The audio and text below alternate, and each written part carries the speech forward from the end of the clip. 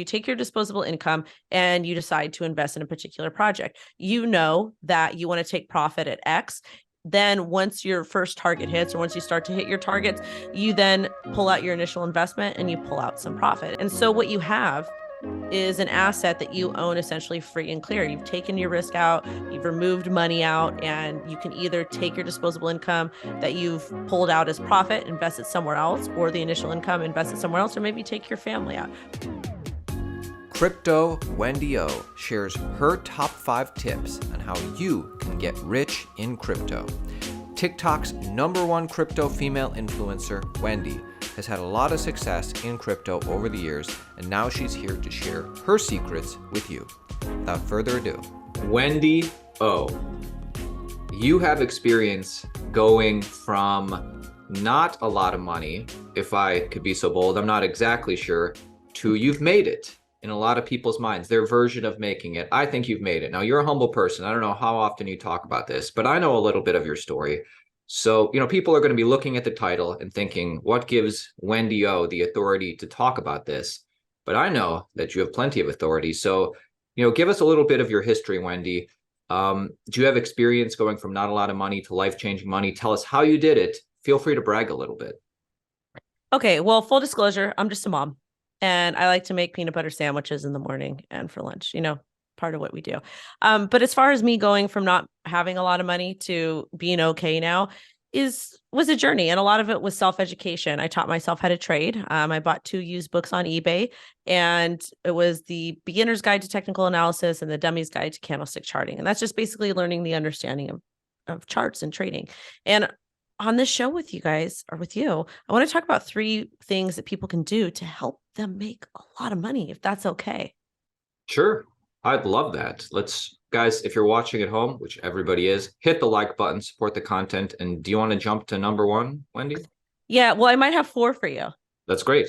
I love that. Okay. So the first one is very easy. Well, it's not easy. It's easy to find, but it's hard work. And that is self-education. I know all of you have 10 minutes per day. Do you have 10 minutes per day that you're like scrolling on some sort of social media app or just wasting time?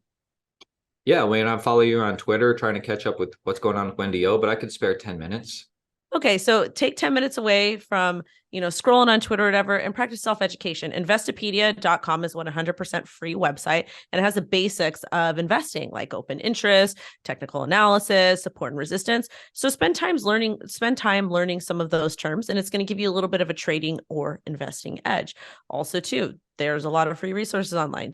People can definitely go to Altcoin Daily's channel and get some of the breaking crypto news to help them make good fundamental investing decisions with their disposable income.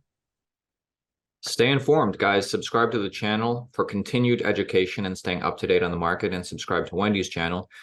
But your first tip, Wendy, is basically don't take for granted that you need to continually be educating yourself, and you like resources like Investopedia, you said. Yeah, anything that's free. Like there's a lot of free resources out there. Like Investopedia is free. You can go and you could Google up a lot of these different terms. A lot of the trading platforms, you can actually demo trade on those, and that's free. You don't have to put any capital up. And then it kind of forces you to practice risk management. And I guess that kind of segues into the second topic over here. And that is having a trading or investing plan. That's knowing what disposable income is. How much disposable income do you want to use? Do you have a timeline? How long do you want to stay in this particular investment? Are you dollar cost averaging? When do you want to cut your position? How much profit do you want to make? There's a lot of different factors to it. And I get a lot of people like, well, Wendy, what exactly do I put in my trading or investing journal? And my answer is not the most favorable answer, because each person has different goals than I do. I know that you and we have different goals. Like I've got a 6-year-old I got to take care of. And then you just kind of hang out, right? That's right. Maybe one day, but as far as I know, no 6-year-old. Yeah, no 6-year-old yet. But that's part of it, is understanding like what your goals and needs are, what you want to prepare for, what you want to plan for, and how to properly execute that. And then I guess that goes into our... Wait. So you're saying #2 was have a plan and basically practice proper risk management, because a lot of people just come in and they put money somewhere, have really no plan to realize those gains. Correct. Okay. I'm following. Well, let me ask you this. Have you ever had a 401k? Yes. When did you plan to cash out that 401k? I don't know. Don't people cash it out when they're going to retire? Right. So you actually did have an investing plan with your 401k. You were contributing money and you knew that you were going to cash it out right when you were able to retire so you don't incur any penalties. So I think we could take that same concept and put it into crypto, Bitcoin stocks, or whatever kind of assets you're trading. How long are you going to hold this Bitcoin for? How long are you going to hold coin 1, 2, 3, 4, 5? It's good to have these types of ideas. And this kind of segues us into our next topic, maybe, potentially. I don't know. Sure. Yeah. Hit me with it. All right, I'm going to hit you with it. Boxing or? No, just the info. Okay. All right. I'm sorry. I got excited here. Okay. So the next one is creating a moon bag. And I'm waiting for you to ask me what a moon bag is. Yeah. What is a moon bag? That sounds promising. So a moon bag basically means that you have, first off, you have a trading and investing plan. You know a little bit about trading and investing. You've got your disposable income. You've researched this great project known as meme coin 69, 420, 1, 2, 3, 4, 5. Just kidding.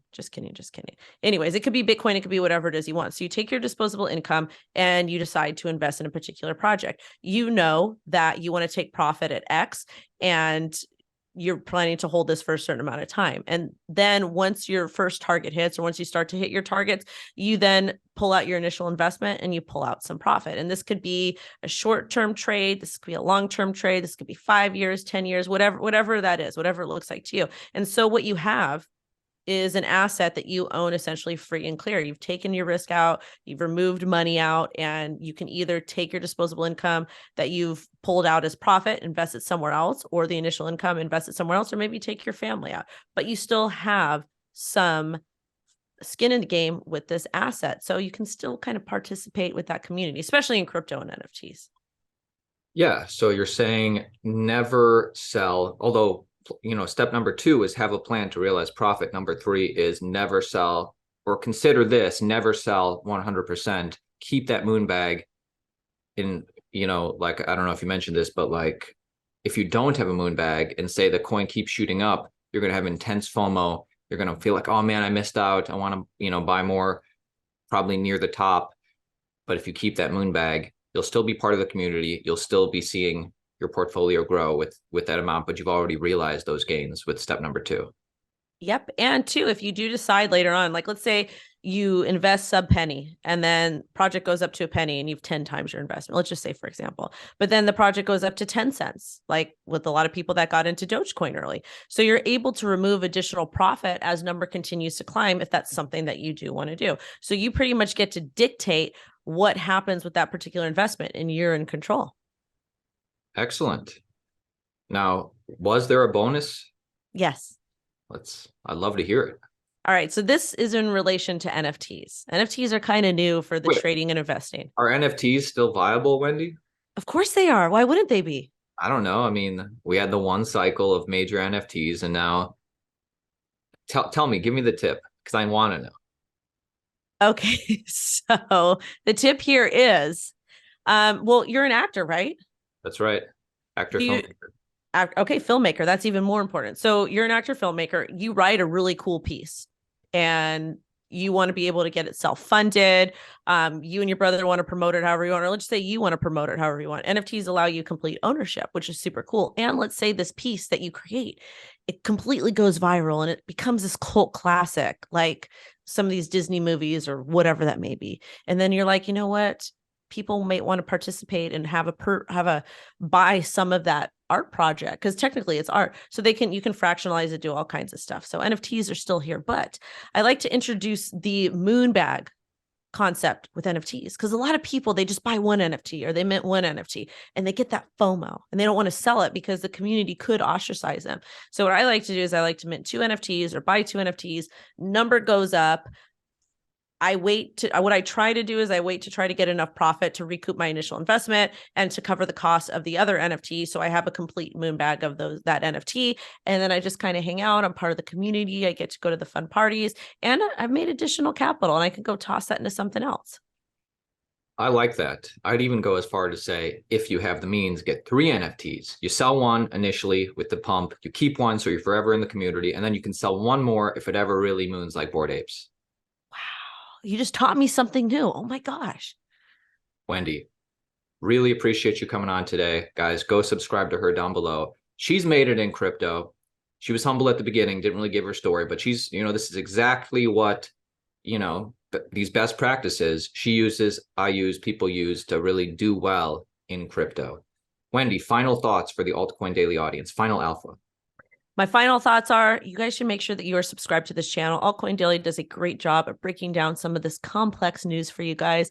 Also, too, one last piece of advice, believe in yourself. You matter, you're important, and you will be able to make money in any industry just as long as you have a set of rules for yourself. Some of my set of rules include if I'm traveling, I don't like to trade. If I'm hungry, I don't like to trade. If I'm tired, swapping, any of that type of stuff. So just make sure that you have a set list of rules. You figure out what works for you, what doesn't work for you. Journal your trades and investment. Focus on both the winnings and the losings and take notes as to what worked and what didn't work and understand why. And if you're starting to feel like you're going to get into a losing trade, go back and look at some of your previous trades and see how that worked out for you. You got this. People are going to say, it's too simple. I wanted some crazy complex advice. But honestly, those are the people who need to hear it the most. Wendy, thank you so much for coming on today.